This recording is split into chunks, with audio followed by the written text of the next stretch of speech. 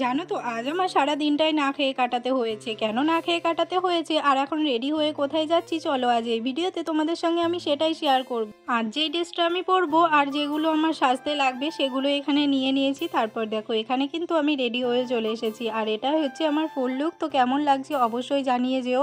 যেই না রেডি হয়ে বেরোবো সেই সময় দেখি আকাশে প্রচণ্ড পরিমাণে মেঘ করেছে, আর এত পরিমাণে মেঘ করেছে যে চারিদিকটা একেবারে অন্ধকার হয়ে এসেছে।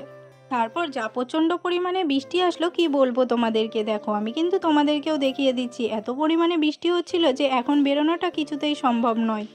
তাই আর কি রাস্তায় দাঁড়িয়ে দাঁড়িয়ে এখানে বৃষ্টি থামার অপেক্ষা করছিলাম, কখন বৃষ্টি থামবে আর আমি বেরোতে পারবো। চলো এখন তোমাদেরকে বলেই দেওয়া যাক আমি ঠিক কোথায় যাচ্ছিলাম। আসলে আমাদের পাড়াতে গঙ্গা পুজো হয়, তো সেই জন্যই আমি উপোস ছিলাম অঞ্জলি দেবো। সেই কারণে আমি ভেবেছিলাম সকাল সকাল পুজোটা হয়ে যাবে, কিন্তু না, পুজো হতে হতে কিন্তু বিকেল 4:30 বেজে গিয়েছিল। সেই জন্যই তোমাদেরকে বললাম যে আমার সারা দিনটা আজ না খেয়েই কেটে গেল। দেখো এখানে এসে কিন্তু আমি দেখি সবেমাত্র পুজো শুরু হয়েছে, আর পুজো করতে যেহেতু অনেকটাই টাইম লাগে তাই আমাদেরকে কিন্তু এখানে এসে অনেকক্ষণই বসে থাকতে হয়েছে। আমি কিন্তু প্রতিবারই গঙ্গা পুজোর অঞ্জলি দিই, কিন্তু এই প্রথমবার এতটা লেট হলো অঞ্জলি দিতে। দেখো এখানে কিন্তু অঞ্জলি দেওয়া কমপ্লিট হয়ে গেছে। তারপরে এখানে হচ্ছিল হোমের ফোঁটা না নিয়ে যেহেতু উপোস ভাঙতে নেই সেই জন্য আর কি হোমের ফোঁটা নিয়েই আমাদেরকে বাড়িতে আসতে হলো। তারপর বাড়িতে এসে একটু প্রসাদ খেয়ে নিলাম।